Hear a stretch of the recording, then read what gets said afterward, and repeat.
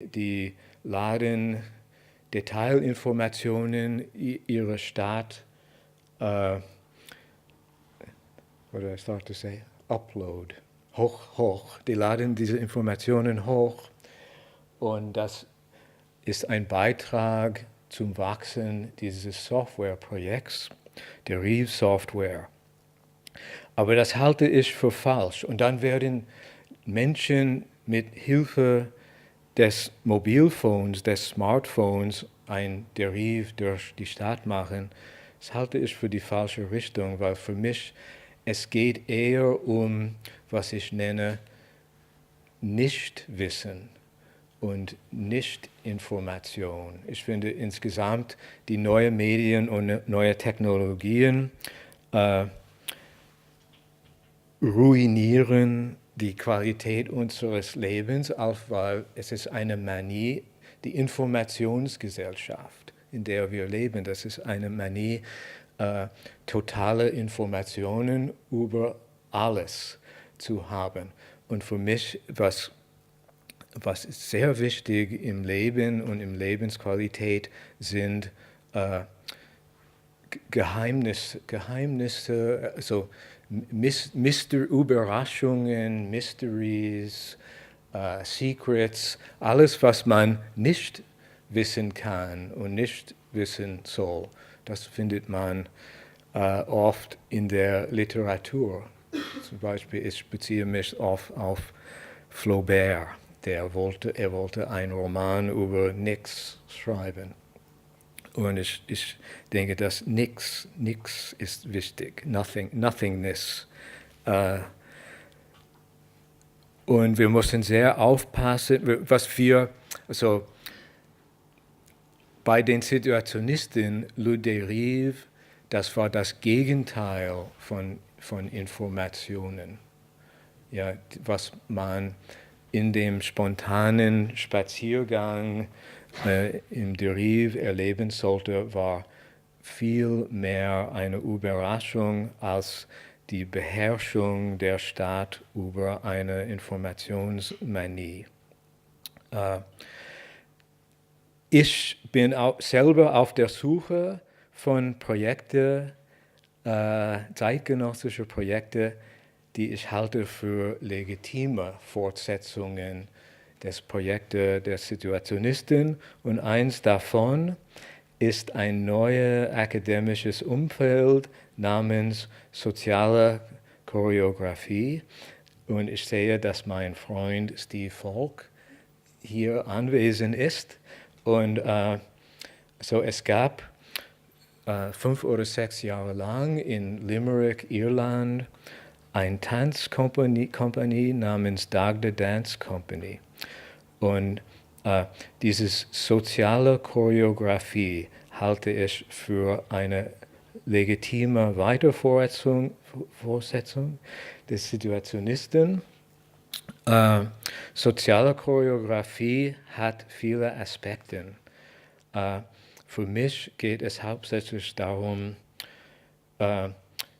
Events zu inszenieren, die Menschen aus unterschiedlichen Sektoren der Gesellschaft, zum Beispiel ein extremer Fall wäre Obdachlose und Bankiers, also Menschen, die in der funktionalen Stadt, in ihre separaten Sektoren der Gesellschaft normalerweise nie zusammenkommen und nicht miteinander zu tun haben. Und mit der sozialen Choreografie inszeniert man Events, die Menschen zusammenbringen, um die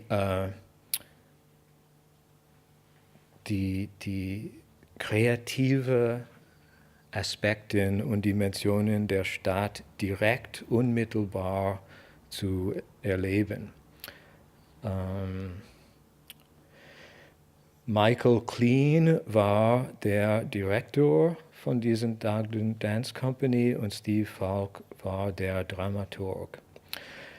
Und jetzt gründet Steve Falk hier in Frankfurt ein Institut für soziale Choreografie. Und ich werde darüber ein bisschen reden, wenn es mir die Zeit erlaubt, und Bilder zeigen, die ich dabei habe. Dann der 5. Teil, dieser Vortrag, und ich werde offensichtlich alle 8 Teile nicht schaffen. Der 5. Teil ist, es gab einen Situationist, ein Architekt und Maler namens Constant Nieuwenhuis, und er hatte ein Projekt namens New Babylon. Und New Babylon war eine Vorstellung der Stadt der Zukunft, Science-Fiction-mäßig, architektonisch. Dann gibt es einen Professor in den USA, ein Architekturprofessor, sie heißt Therese Tierney. Sie hat viel geschrieben über das Zusammenkommen zwischen Kunst, Architektur, Technologie und die Stadt der Zukunft. Ich beziehe in meinem Schreiben beziehe ich mich auf ihre Arbeit. Der 7. Teil ist das Konzept von Open, das aus Open Source kommt. Ich finde, so wie gesagt, ich bin sehr interdisziplinär, und ich finde, das, was bei sehr vielen Akademikern und Studenten auch in ihrer Bildung, es fehlt eine Bildung in der politischen Theorie.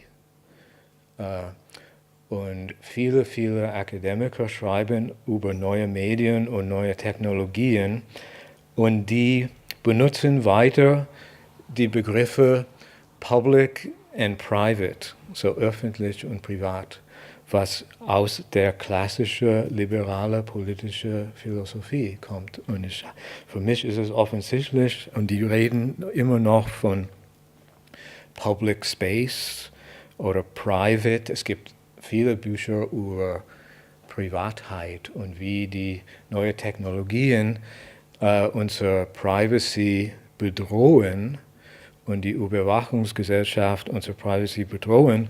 Aber dann soll man nicht mehr den Begriff Privacy nutzen, weil das Beispiel, das ich immer wiederhole, ist, dass ich sitze zu Hause an meinem Computer und alle Menschen, mit wem ich bisher geskypt habe, wenn die online kommen oder offline gehen, ich sehe kleine Messagefenster. Das heißt, ich habe das Gefühl, ich bin an meinem Computer zu Hause in meine sogenannte Privatheit, was vorher privat war, aber ich bin nicht mehr alleine. Diese ganz viele andere Menschen, mit denen ich über Netzwerke und Software zu tun habe, die sind in mein Arbeitszimmer oder Wohnzimmer anwesend. Und das Gegenteil, Beispiel, in den Piazzas in Italien, das ist ein urklassisches Beispiel von Public Space, gibt es überall Webcams. Es gibt überall Webcams. Und es gibt mehr Menschen, also in Bologna, Piazza Maggiore, es gibt mehr Menschen, die remote, also fernbedient, remote in Piazza Maggiore anwesend sind, obwohl die zu Hause sitzen und gucken auf der Piazza Maggiore Website. Das heißt, es ist alles durcheinander mit Private und Public. Und so leider in Deutschland, ich muss sagen, also ich darf ab und zu auch große Denker mit großer Berühmtheit kritisieren. Also hier in Deutschland, der größte Philosoph ist Habermas. Und Habermas, er hat 30 Bücher über Public Sphere geschrieben. Also Habermas ist für mich ein Denker, der sehr, sehr wenig über Technologien und Medien informiert ist. Er hat nie ein Buch, soweit ich weiß, das ist nie für ihn ein Schwerpunkt seiner Forschung gewesen. Und also ich würde freiwillig, ich gehe in den Karl Marx Buchladen. Es gibt so viel Habermas-Bücher über Public Sphere. Ich würde gern die alle gleich wegschmeißen, weil das ist noch liberale, sozialdemokratische politische Theorie. Und für mich, Public und Private, gibt es nicht mehr. Die Konzepte müssen neu durchdacht werden. Der 8. Teil meines Vortrags, also vielleicht würde diese Einführung dann zum Vortrag. Es gibt ein Projekt, auch Freunde von mir, namens SMS Slingshot. Und Slingshot heißt auf Deutsch die Steinschleuder. Stimmt? Steinschleuder, ja. Dieses Slingshot-Projekt, das ist für mich ein Augmented Derive, also ein erweiterter Derive, und das ist legitim.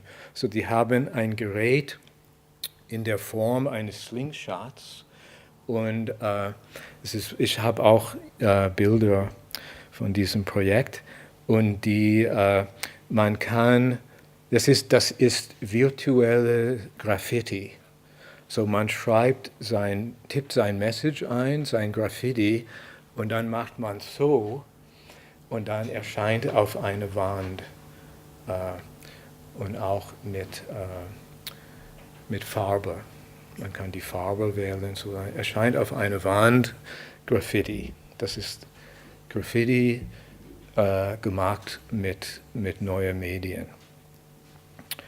Okay, das war die Einführung, und jetzt I will not speak English, but I will speak American.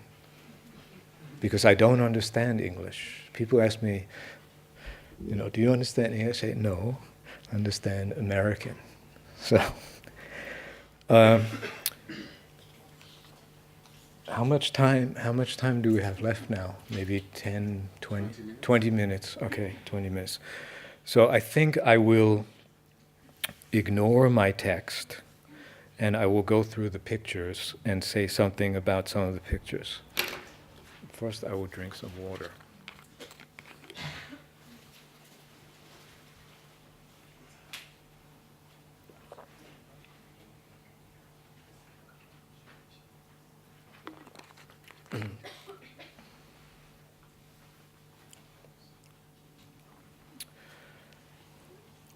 Okay, so we see here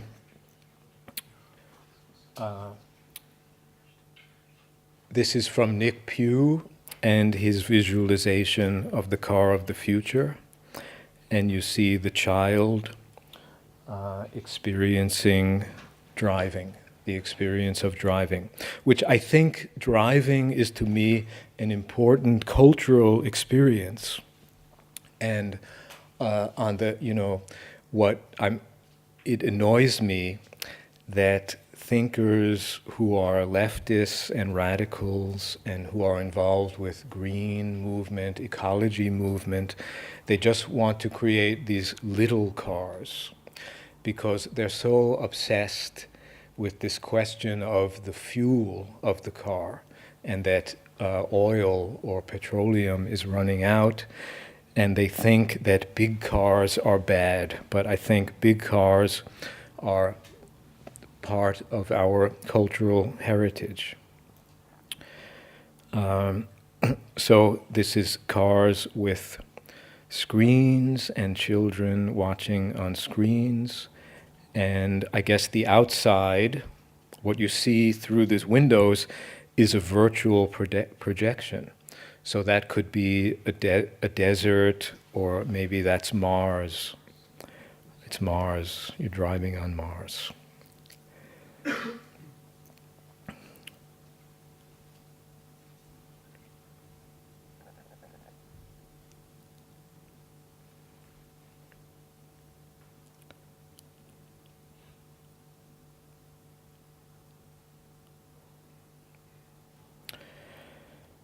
Yeah, these two cars in the front with this kind of yellow light, this is his idea of the vertical car.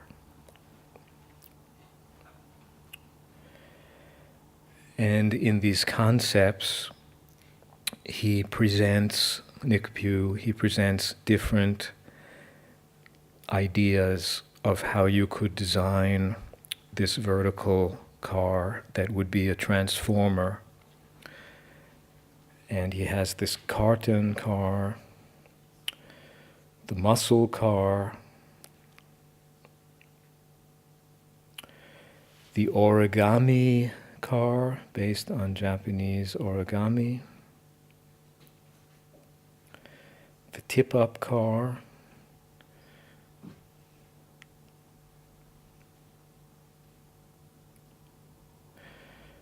there you see the different modes, the city mode, sedan mode, and sports mode.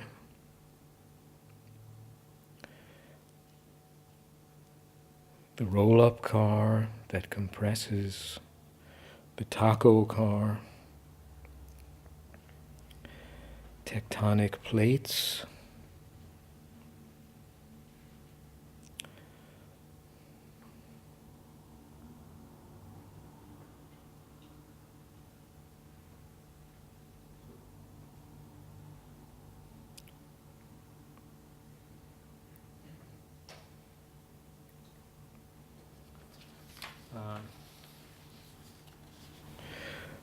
I think I will read a little bit from my text.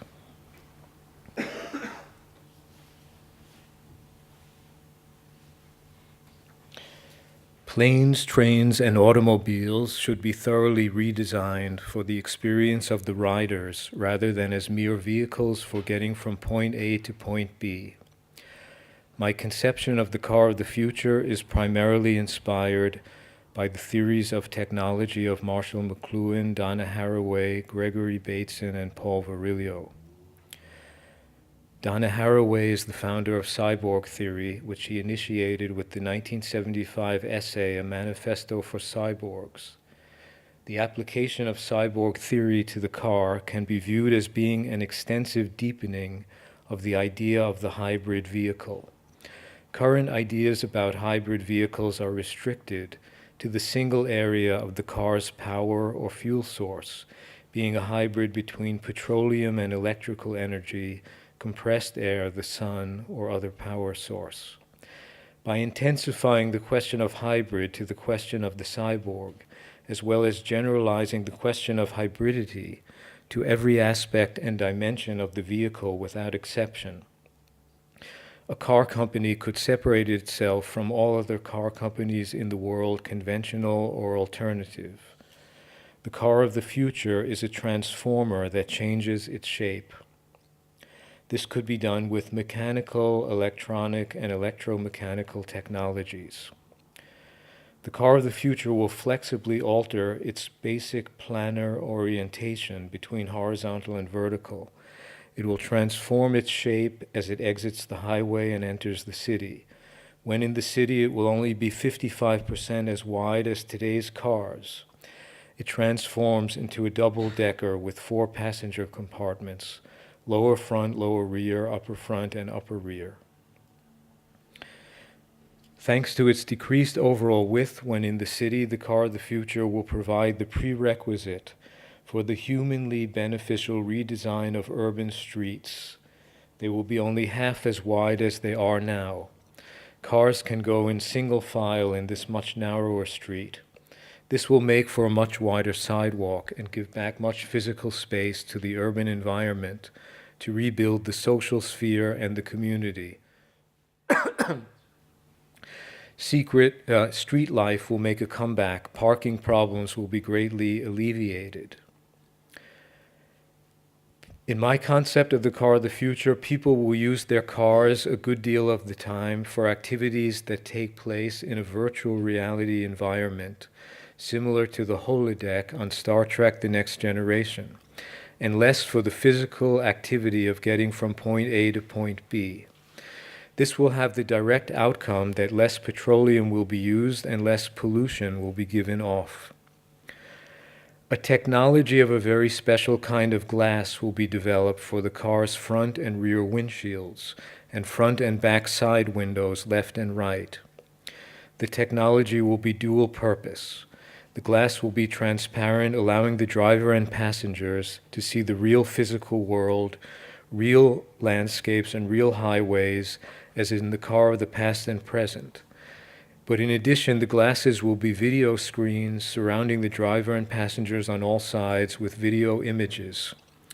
What will be played and seen on these video screens is the central component of a new virtual reality experience. The car will become a cockpit for all kinds of simulations. What one sees through video will be complemented by what one hears through audio, by climate changes that one senses through the environmental and climate control systems, and by the feel of the car against the road or the terrain, the simulated physical interaction between the car and the outside as the driver drives and the car does not move. But the car does not actually go anywhere. It sits somewhere in a driveway or in a garage, in a special entertainment facility that is the successor to the drive-in movie, where the car gets attached to some kind of intelligent grid.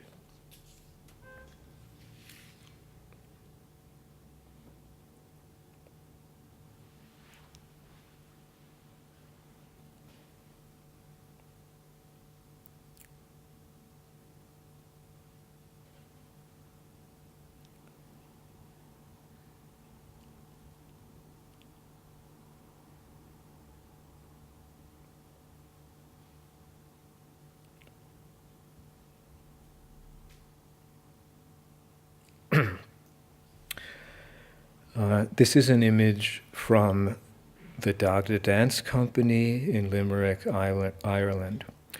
And they were given a church in the St. John's Square, and they converted this church space into an art and dance space. Who you see there, that's Joseph Beuys, who I think is also important, along with the Situationists, for this idea that everyone is an artist, and art should leave its separate sphere and become something that everyone does. And in fact, Constant Nieuwenhuis, with his project of New Babylon, he said there won't be artists anymore in the future because everyone will be creative in their lives. The Situationists were founded in 1957 by Guy Debord. The first text that he wrote was called, I think it's called On the Creation of Situations. And no one ever mentions, I'm the only person who ever mentions that Situationists are also very connected with existentialism and Jean-Paul Sartre, who many of his books, he called them situations, his essay collections, which Sartre called situations. And I think definitely the term situationism was taken from Sartre's existentialism. And in this first text by Guy Debord, he wrote, the first sentence that he wrote is, "We have to change the world. That's what we think. Change society, change life. Do it for freedom. Get us out of this prison. We know one thing,